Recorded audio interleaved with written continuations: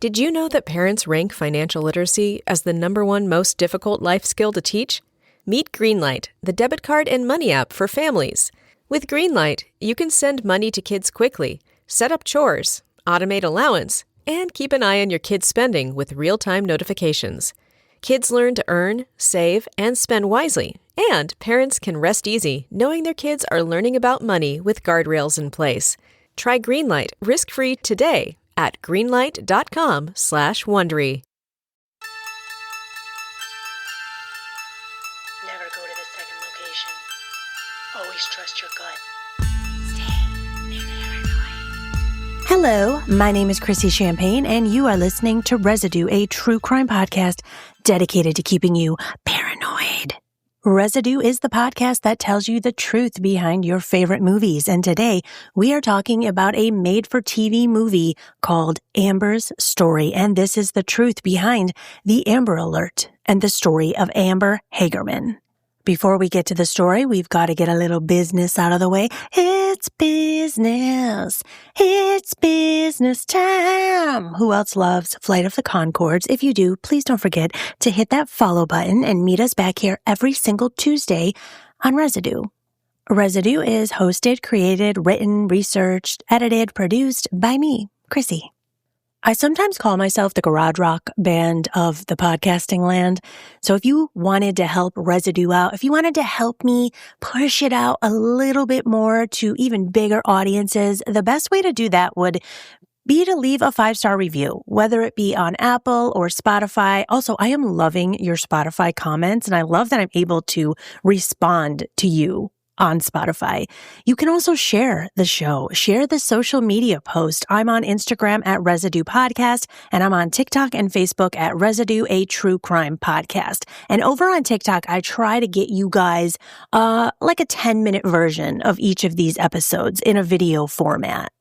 Honestly, one of my favorite parts about creating this show is being able to hear from all of you, being able to make so many new friends, and it means the world to me that you are here with me today. I'm about to tell you another sad story. Even researching it, I cried my eyes out, so let's see if I can make it through this episode without crying again. This is the story of Amber Hagerman.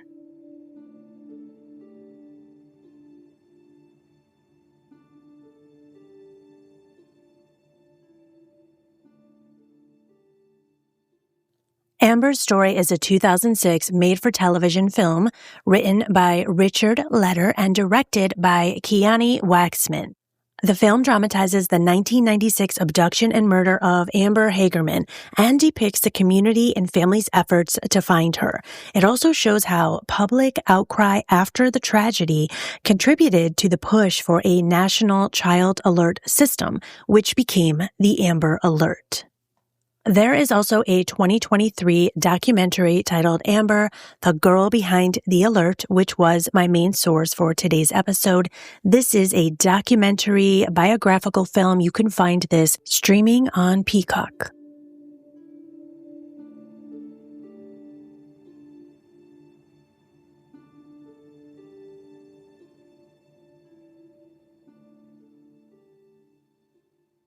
January 13th, 1996, it's a Saturday. It is unusually hot in Arlington, Texas. It's one of those days that just feels ordinary in every single way. Saturday, it's family day. Donna Williams takes her daughter and her young son to the playground, and after the playground, the kids want to go visit their grandparents. And they arrive at their grandparents' house. Everyone's excited to see each other. Amber and her younger brother, Ricky, want to go on a bike ride, so they grab their bikes out of their grandparents' garage, and as they're riding off, it's around 3 p.m. and Donna Williams yells to her daughter Amber, "Stay together, don't be long, come right back." And Amber says, "Okay, Mommy, we will." And those are the very last words that Donna ever heard from her daughter Amber. Amber had this cute pink bicycle, you know, the kind with those tassels that come off of the handlebars, and she's pedaling with her brother. They're just riding all over the place, and Ricky wants to go back to the house, but Amber wants to go to this abandoned grocery store parking lot that all of the kids loved to ride their bikes around because, you know, when the grocery store trucks back up into the loading dock and there's always a ramp. So there was this cement ramp that Ricky and Amber loved to ride their bikes down and do little jumps on. Now, like I said, this is an abandoned grocery store. When they arrive at this parking lot, nobody's there, but there is one Ford pickup truck, black, parked in the parking lot. And they're riding around for a little bit, but Ricky's getting a really bad feeling. He's like, Amber, come on, we should go home. And Amber's like, you go ahead. I'll be right behind you. And she wants to go up the ramp one more time. Meanwhile, while Amber's riding through the parking lot, up and down the ramp, there's an older gentleman, a neighbor, who can see. He's outside watering his plants on his porch, and he can see Amber riding in the parking lot. And this neighbor was 78-year-old Jimmy Cavill. So he's describing what he sees as a white man, less than 6 feet. He's about medium build. He's watching Amber inside of this truck. And when Amber rides past the truck a little bit, this guy doesn't have a conversation with Amber. He doesn't say anything to her. He just gets out of his truck and grabs her. He told the 911 operator it looked kind of like a Ford pickup truck. It was a black one, and she hollered real loud, "Yeah, I saw a black pickup pull up over here at Abrams Street, and he grabbed a little girl, and he took off toward town with her." An officer arrives to the abandoned store parking lot very quickly, and when he gets there, he sees Jimmy Whitson. Now that's Amber's grandpa, because Ricky has already arrived home, and he tells his mom Amber didn't want to come back. She's at that grocery store riding her bike. So her grandpa, he says, let me go get her. So he's already there, and all he sees is his granddaughter's pink tasseled bike just sitting in the parking lot. This was broad daylight in a residential neighborhood with at least one witness watching, and thankfully that man called 911 ASAP. Donna immediately calls her ex-husband, Richard Hagerman. She is on the phone with Richard screaming, "Somebody kidnapped Amber. Come help me, Richard. Come help me. Please find Amber." Amber's parents, Donna and Richard, were divorced. So Donna married Richard really young. She met him when she was 17 and he was 34. So she met him because they both lived in the same neighborhood and she would go walking up and down the street with her friends.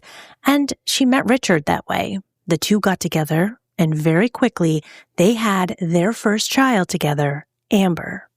4 years later, the couple has little Ricky, and Amber loved her brother. 4 years, the two lived with their father, Richard, until Amber was around 7 and Ricky was about 2 or 3 years old. Their father struggled with alcoholism, and the home was filled with screaming fights and police visits.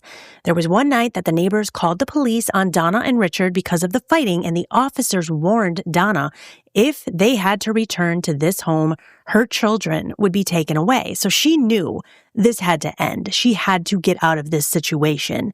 She grabbed Amber and Ricky and she fled.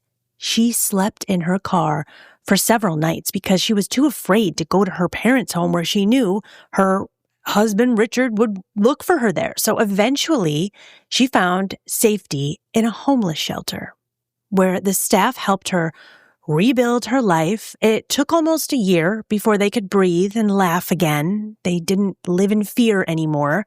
And by then, Donna was a single mother of 2 on welfare, going to school and volunteering at the welfare office while doing everything she could to keep her children happy.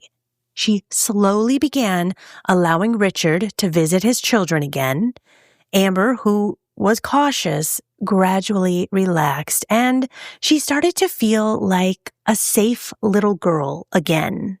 Amber was born November 25th, 1986 in Arlington, Texas. People who knew her described her as sweet, innocent, and full of life. She was a member of the Girl Scouts. She loved riding her pink bicycle, which was one of her prized possessions. She also loved playing with Barbie dolls and being a typical girly girl, but she was also very playful, almost like a tomboy quality to her. And in school, classmates remembered her as pretty and nice. She was responsible, caring, and kind, known to be thoughtful and considerate. Friends from kindergarten through third grade described her as the kind of kid who made friends easily. She loved to play, and she was spirited. Amber grew up with this gentleness and warmth that reflected the strength of her mother. Donna had survived years of abuse, homelessness, being a single mother, rebuilding her life, her children's lives from the ground up. And Amber was bright, nurturing. She was protective of her little brother. She absorbed Donna's strength. In August of 1995, this was before Amber's kidnapping in January 1996. This documentary film crew is looking for some women to participate in their documentary. Now, they wanted to make a film about women who struggled to get out of abusive relationships and women who were on welfare and learn how to rebuild their lives. Now, many women didn't want to be featured in this documentary, but one day somebody from the shelter recommended Donna Williams and her family, Amber and Ricky. And Donna agreed. She thought this was a wonderful idea, and if she could help other women, she's definitely in. So 5 months before Amber is abducted, this documentary crew had been filming a lot of their lives. They filmed Amber's birthday parties. They filmed Christmas. So they had all of this footage of this little girl. I'm talking 200 to 300 tapes, hundreds of hours of video. So Amber was abducted around 3:20 p.m. Around 4:30 p.m., media outlets are contacted. There was a media circus in front of Donna's parents' home. Richard arrives to calm Donna down, to be with the family, and then she calls the film's documentary producer, Pam Curry. She's a part of the documentary crew. She wants Pam to be there. And Pam arrives and she just walks right past all the yellow tape, goes into the home, and the police are like, "Who are you? You're not a part of the family." This is when police learn that this documentary crew has been filming this family for 5 months. Such a unique situation for these detectives to deal with, and immediately they think, oh, okay, so somebody saw Amber in the documentary when it aired, and they must have stalked her and, targeted her. And that's when Pam Curry tells them, no, this documentary has not aired. We've never aired this. These detectives never had a case like this, and they used this footage to show the public who Amber was. And it was so beneficial to them because they didn't just have a picture to show. They had live action. They had this little girl opening her birthday presents. She became a real human to the community. So the entire community is just backing this family 100%. Less than 1% of abductions are stranger abductions. Most of these abductions with children are family members. So Richard, immediately a suspect. And it didn't help Richard's case to deny to not only news reporters and police that he was ever abusive. He said that he was never abusive towards Donna, and they had actual proof that he was. He said they were fighting over custody, but Richard was quickly ruled out. Richard was actually at a warehouse when Amber was abducted, and they went back to this warehouse and found the surveillance footage, and he's on video. He was where he said he was. Richard had a best friend named Mike Thompson. He was a family friend, very close, knew the kids very well, friends with Donna. But he also had an alibi. He was a delivery man, and his truck would keep timestamps of his drop-offs. And at the time of Amber's abduction, his truck clocked him about 35 to 45 minutes away on that day. And, Mike also knew Amber, so he wouldn't have to struggle with her and attack her, pull her into the car. He could have just pulled up and said, "Hey, Amber, your dad wants me to drive you home, or your mom's looking for you," something like that. So Mike Thompson is also immediately ruled out.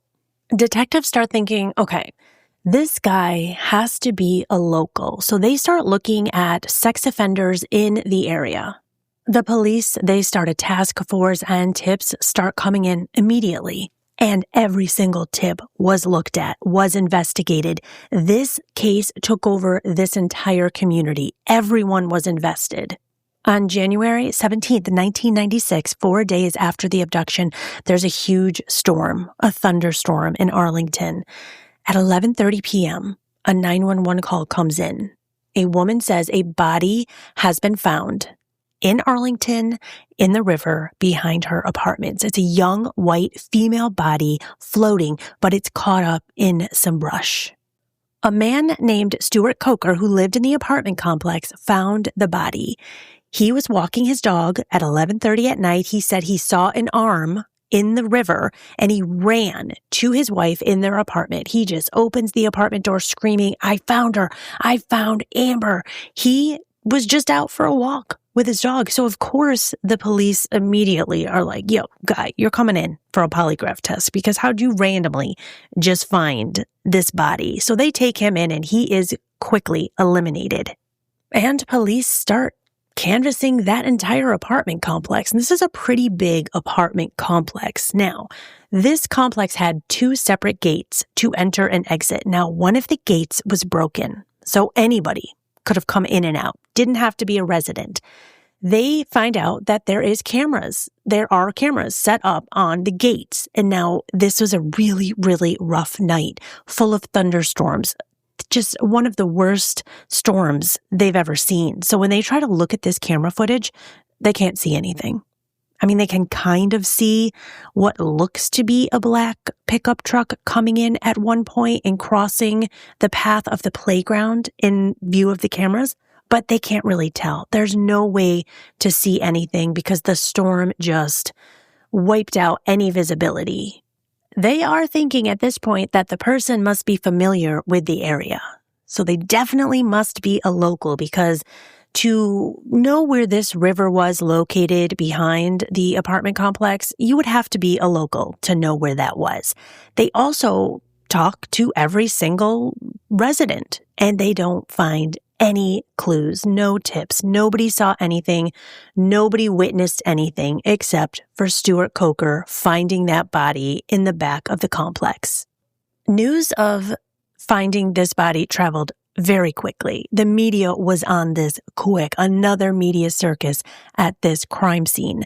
So Darylyn Perryman, she is a victim assistance coordinator. She's given instructions that the police would not be able to identify the body until the crime scene was fully investigated. So they want Darylyn to go to Donna and Richard and just sit with them, be with them, because this is going to take over every single media outlet possible. So Darylyn goes to the house and she sits with Donna, her parents, and Richard.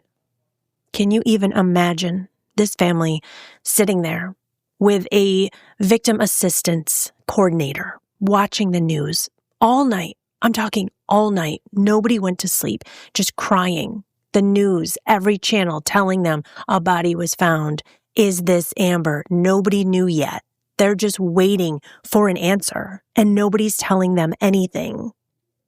They are up all night. They are watching the television to find out any information. And Darylyn gets a phone call from detectives. Now she goes outside of the home to take the phone call and she is told that she has to go inside and tell the family that the body that they found is now identified as their daughter, Amber Hagerman. She has 5 minutes to let this family know before these detectives are going to notify the media outlets.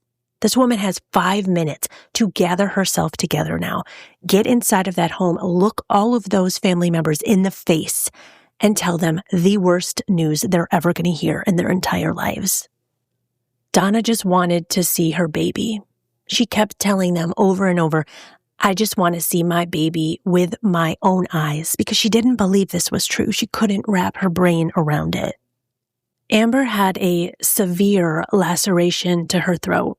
It went from one side completely across to the other side, and police say that this was a very violent cut. There was no indication of a sexual assault, but they do say that that doesn't mean there wasn't a sexual component to this. The act of killing could have provided a sexual relief to the suspect. There were no signs of torture, there were no defensive wounds, and there were no signs of restraint. 2 days after Amber's body is found, they allowed Donna to see her daughter. Donna said, "I didn't believe that it was Amber." And she just wanted to see for herself. They kept telling her no. They said that Amber was so disfigured, they didn't want Donna to see this. So they covered up Amber's wounds and they took Donna to the funeral home. And they told her, "You can hold her hand and you can kiss her face, but you can't pick her up and you can't hold her." Donna got to hold her daughter's hand and kiss her face in the funeral home. And that day, Amber's funeral held 2,000 people, standing room only. This case touched an entire community.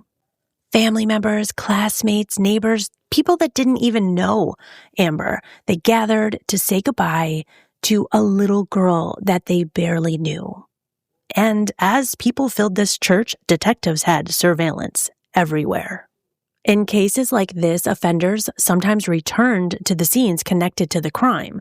They're drawn by guilt, or it's possibly ego, or just a desire to see what the impact was of what they did. But they didn't find any leads. They didn't see anything suspicious. And 3 days later, on January 23rd, 1996, Amber's family stood before microphones at a press conference, and they thanked the community for searching, for praying, for refusing to let Amber's story fade, for never giving up on finding their daughter. The person responsible for this is still out there, and police have not one lead to go on. That is until the next day, January 24th, 1996. Finally, detectives get a good lead. It's this woman. She calls and says that she had a partial license plate number, just a partial one. So police start working with the Ford Motor Company and asking them who bought a Ford within this time frame, what were the license plates, and can they match this partial license plate number to the cars that were sold? And then, detectives think, yeah, this is their big break. This man cooperated with detectives. They find out who this guy is. This partial license plate number, they find a guy who bought a black Ford pickup truck with a number that the witness said she saw. They go to his house and he's like, I didn't do anything. I'm not involved in this. Please do whatever you need to do to prove that I'm innocent. You can search my house. You can do whatever you want. He lets them into his home. He lets them search his truck. They find nothing. So they go back to the witness, the woman who called, and they're like, "Can you tell us your story again? How'd you see this truck? What'd you see? You had a partial license plate." And the next time she tells them the story, her info's not matching. So they interview her again. And this time she admits, "Okay, I made this all up." You know why I made it up? Because I saw Donna on TV at that press conference thanking the community, and I just felt so bad for her that I decided maybe if I give her a little hope and I make up a story. She's thinking, I can make up a story. Donna will have a renewed sense of hope. The police will have a renewed sense of energy on this case. But all she does is cost the police hours, time. She wasn't prosecuted because the police figured, you know what, we have bigger things to be worrying about right now. But they were pissed off. One of the officers in the documentary says, "I was pissed at this woman." And not only that, what about this man that ends up getting blamed for this? Police are searching his home and you're giving Donna false hope. It's not something that's going to pan out. Like, what were you thinking? There's still not a clue.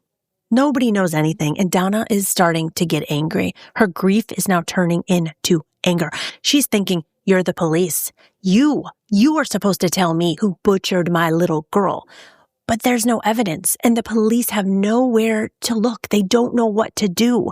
But But that's what they're for. And Donna is just so upset that there are no answers. Donna's just angry, frustrated. She wants to know why. How can this be so hard? They couldn't find my little girl, and now they can't find who killed her. And she just felt angry that this person is just running around free, living their life. But she decided, I'm going to take this anger, I'm going to turn it into drive. She wanted to fight back. She said that she wanted to fight for Amber. She knew she was gone, but now she can help her friends. She can help other children. So Donna shared what she went through with the public. And on March 11th, 1996, Donna chose to finish medical school because she put all of this on hold when this started happening. And she decided, I'm going to finish medical school for my daughter. Again, that strength we were talking about, that strength that Amber inherited from her mother. While Donna is continuing to find strength to go on with her life in the memory of Amber, there is a woman named Deanna Simone in Fort Worth, Texas. She notices the videos from the documentary with Amber. She's a woman that says she rarely ever watches the news, but one day she's sitting there watching the news and videos of Amber come across the screen. And Amber became real to her. She's hearing this horrible story about this little girl who was abducted and then murdered, and she felt something. 2 hours passed before the public was aware that Amber was missing. So this woman, Deanna, she calls this radio station with an idea, and she says, listen, I have an idea in regards to the Amber Hagerman case. Children are taken by suspects in vehicles, but what if we could quickly let everyone know that a child was abducted? What if we didn't have to wait 2 hours? What if there was an emergency broadcast alert system in place that goes out on radio stations when a child is abducted? And half of the people driving, more than half, like 90% of the people driving in their car have the radio on. So what if we contact radio stations, we get them on board, and we have them immediately alert people in their cars that a child was abducted? We should all just take a moment and start clapping for Deanna, because wow, brilliant. A member of the community who was struck by how horrible this was for a mother came up with this idea, didn't just sit there and think about it, but called a radio station and put it into effect. And on October 30th, 1996, the Amber Plan was put into effect. This was a plan that made law enforcement and broadcasters work together to find missing children. Now, at this point, the Amber Plan was enforced in Texas only. But on November 1998, 3 years after Amber's abduction and murder, Patricia Sokolowski calls 911 to alert the police that her baby, Ray Lee, is missing. A newborn baby missing. A trusted friend, this babysitter named Sandra Fallis, she was supposed to drop the baby off after Patricia got out of work, but Sandra never showed up to drop the baby off, and Patricia immediately called 911. Police are alerted, and they are like, this is it. This is the first time we're going to use the Amber Alert. A newborn baby is missing. Let's get this alert going. Radio stations start blasting out the Amber Alert over their airwaves. And within 30 minutes, they get a call. Boom, a man is driving and he says, I got her. The lady's right in front of me.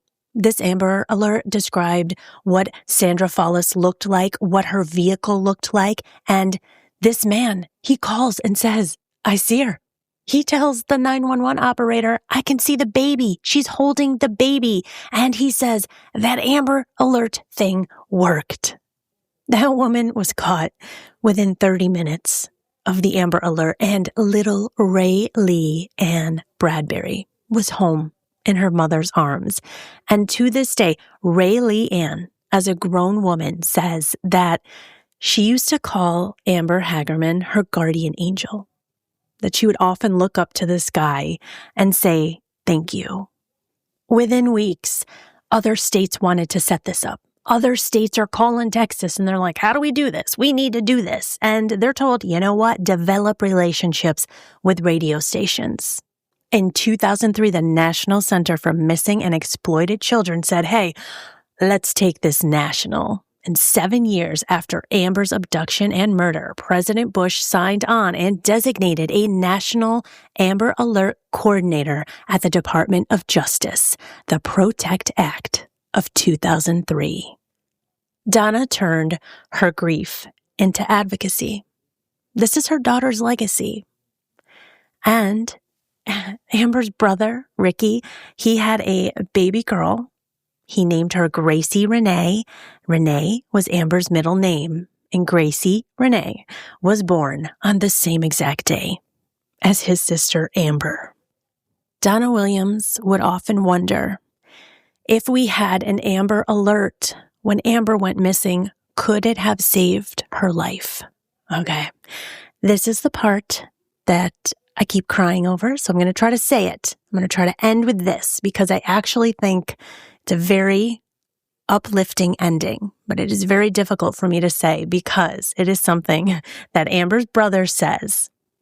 He says that every single time he hears an Amber Alert go off, he says, it's time to go to work, sis. Do your thing.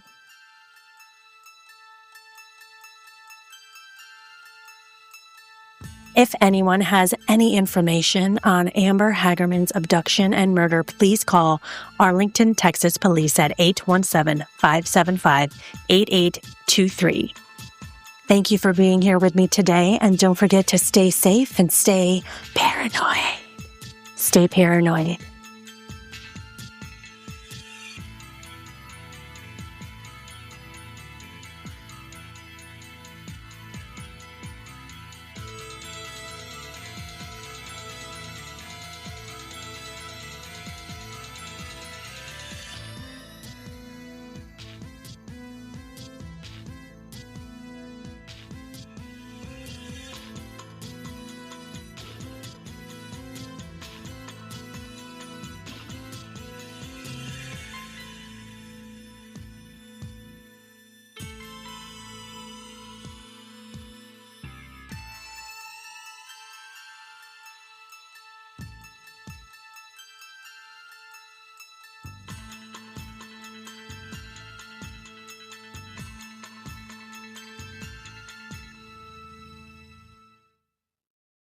Shopify's point-of-sale system helps you sell at every stage of your business. Need a fast and secure way to take payments in person? We've got you covered. How about card readers you can rely on anywhere you sell? Thanks, have a good one. Yep, that too. Want one place to manage all your online and in-person sales? That's kind of our thing. Wherever you sell, businesses that grow with Shopify. Sign up for your $1 a month trial at shopify.com/listen. Shopify.com/listen.